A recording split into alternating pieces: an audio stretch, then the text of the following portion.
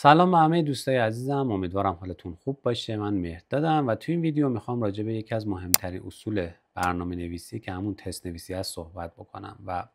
یک پلیلیست کامل رو به صورت پروژه محور جلو ببریم. ولی خب قبلش یه سری مقدمات و یک سری حرفا راجع به تست نویسی باید بدونیم و فوایدش رو بدونیم تا بیشتر علاقه‌مند بشیم که تست بنویسیم. خیلی از برنامه‌نویسا تست نویسی رو وقت تلف کردن میدونن، ولی من با چند تا مثال بهتون نشون میدم که واقعا اینطوری نیست و چقدر میتونه تست نویسی به ما کمک بکنه. حتی تو حوزه فرانت اند شما فرض کنید که فرانت اند رو جلو بردین، حالا با نکس، ریاکت جی اس و خیلی چیزای دیگه، و اومدین برای کلیه در واقع اکشن ها، باتن ها و چیزایی که داشتین تست نویسیتون رو انجام دادین. توی یک پروژه من چند وقت اخیر داشتم، قدیمی بود و میخواستم که فرض کنید ورژن بوت استرپ رو از 4 به 5 تغییر بدیم. البته خب من برنامه‌نویس فرانت اند نیستم، ولی خب چیزی بود که به ما اساین شده بود و من اومدم خیلی راحت بوت استرپ هم از 4 به 5 کردم، ولی با یه چالش خیلی جدی مواجه شدم. بوت استرپ اومده بود توی ورژن 5ش یه سری کارایی کرده بود که و یه سری تغییراتی توی کلاساش داده بود که مسلما خب طبیعی هم هست. اگر ما اونجا تست نویسی انجام داده بودیم و روی هر باتن و هر اکشنمون کلیک هایی که اتفاق می افتاد، ایونت هایی که اتفاق می افتاد تست نوشته شده بود، خیلی راحت میتونستیم این چنج رو بزنیم و بدون اینکه از پس لرزه هاش ترسی داشته باشیم کار آپدیت رو انجام داده باشیم. اما خب این اتفاق نیفتاده بود و بعد از اینکه ما این آپدیت رو انجام دادیم اتفاقات خیلی بدی برامون افتاد و دائما گزارش میشد از قسمت های مختلف که سری باتن کار نمیکنن و الی آخر. و توی فرانت بازم میتونیم مثال بزنیم. فرض کنید که شما برای کلیه API که از سمت سرور میگیرید تستاتون رو نوشتید، به شما زنگ میزنن میگن خب یه چیزی احتمالاً ترکیده و شما باید این برید بررسی بکنید ببینید که مشکل از چیه، از فرانت هست، از بک اند هست، چه اتفاق افتاده، احتمالاً ریسپانس هایی که از سمت سرور میان دوچار مشکل شدن. خب اینجا تست نویسی خیلی میتونه کمک بکنه. شما خیلی راحت اگر تستاتون رو نوشته باشید میتونید بلافاصله تستاتون رو ران بکنید و ببینید که از سمت سرور آیا ریسپانسی که مد نظرتون هست داره به سمتتون میاد یا نه. خب به جای اینکه کلی چالش و چالش داشته باشید روی این که برنامه‌نویس بک اند بگه از سمت فرانت، فرانت بگه از سمت بک اند، خب با تست نویسی تمام این مشکلات حل میشه. اما راجع به بک اند که در واقع بحث اصلی ما است،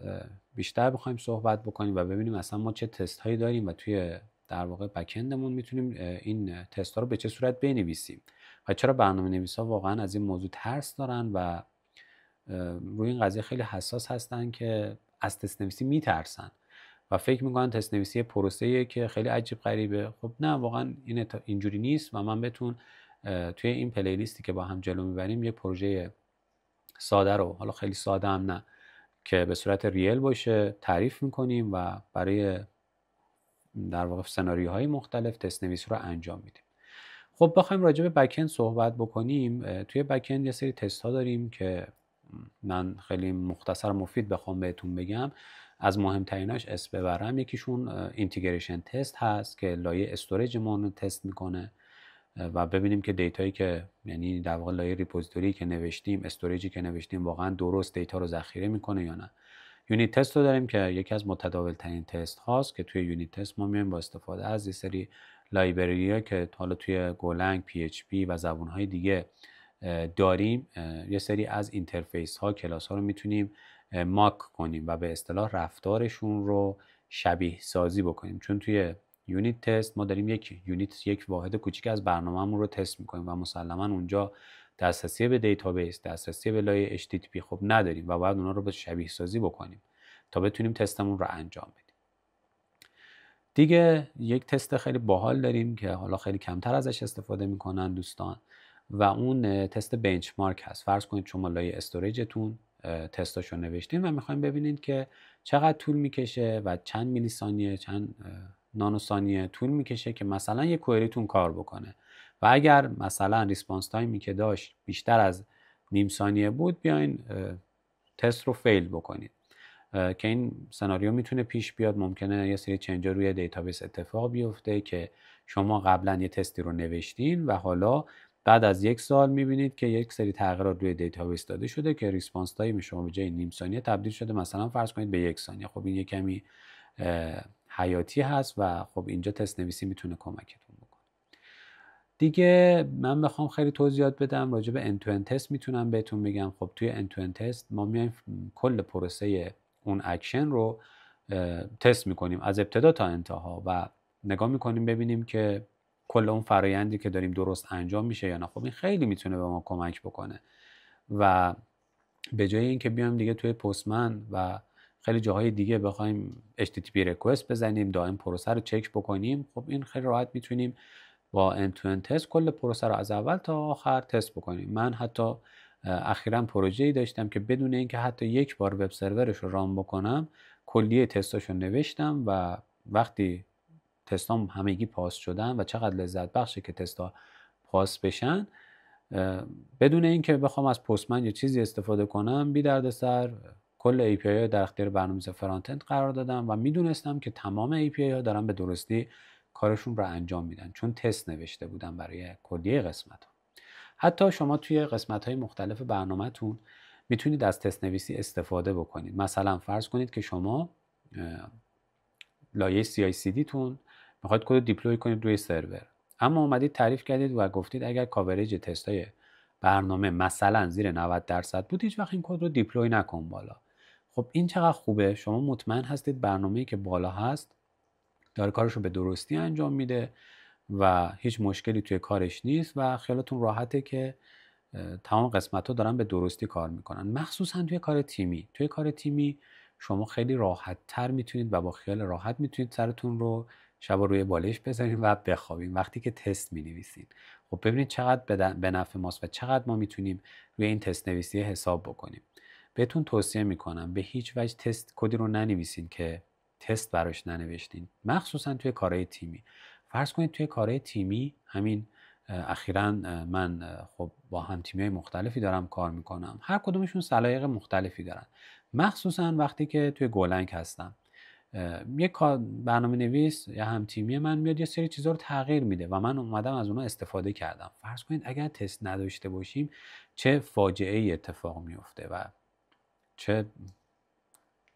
صدمه های جبران ناپذیر رو میتونه به اون کسب و کار وارد بکنه. من از زمانی که سویچ کردم روی گولنگ علاقم به تست نویسی و نوشتن تست خیلی خیلی بیشتر شد، چون حالا توی فریمورک های دیگه مثلا فرض کنید زبان PHP، خب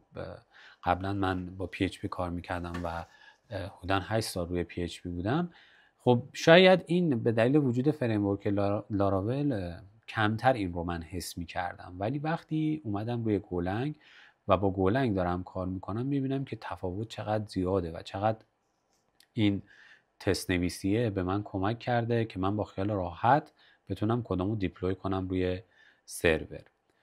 خیلی حرفا راجع به تست نویسی هست، من میتونم ساعتها راجع به تست نویسی صحبت بکنم که یکی از اصولی ترین در واقع فرایندهای مهندسی نرم افزار هست و واقعا بدون تست نویسی و اینکه تست ها روی سرور دیپلوی کد ها روی سرور دیپلوی بشه واقعا به نظر من خیلی خیلی آزاردهنده است. بخواید بدون اینکه تست نوشته باشید کداتون رو دیپلوی کنید روی سرور. نکات دیگه که به ذهنم میرسه میتونیم تستای دیگه هم البته ما داریم. فرض کنید که میخواید واقعا ببینید که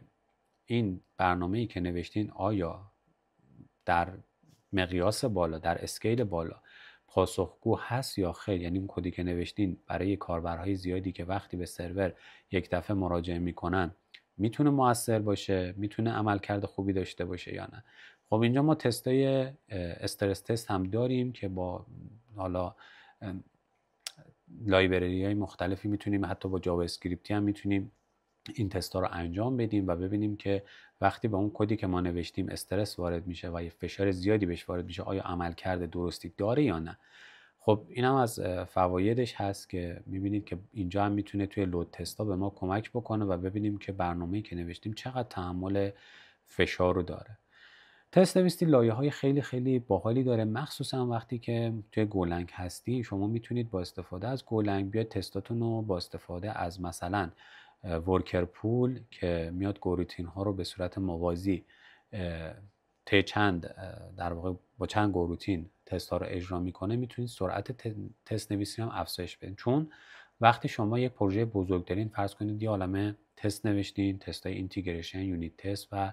تست های اند تو اند، خب اینا هر کدوم اجرا شدن زمان میبره و شما نمیخواید که مدت زمان زیادی رو برای اینکه بخواد تستاتون اجرا بشه صبر بکنید. خب اینجا با استفاده از گولنگ که خیلی میتونه اینجا به ما کمک بکنه، میتونیم با استفاده از گروتین ها تست ها رو به صورت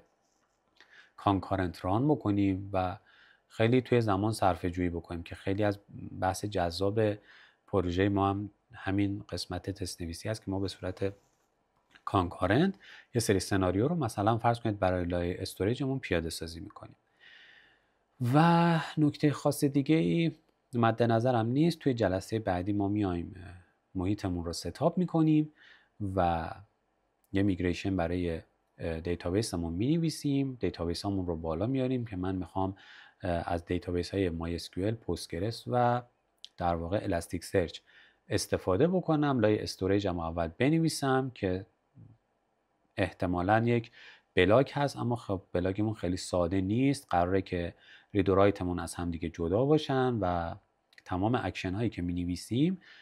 تا لایه end to end تستمون رو روی همین قضیه جلو ببریم که در واقع CQRS هستن و رید و رایتمون جدا هستن و کلیه تست ها هم بخوایم بنویسیم و توی جلسه های دیگه مرحله به مرحله جلو بریم. امیدوارم که این قسمت از ویدیو به دردتون خورده باشه. پیشنهاد میکنم حتما ویدیوهای بعدی رو دنبال بکنید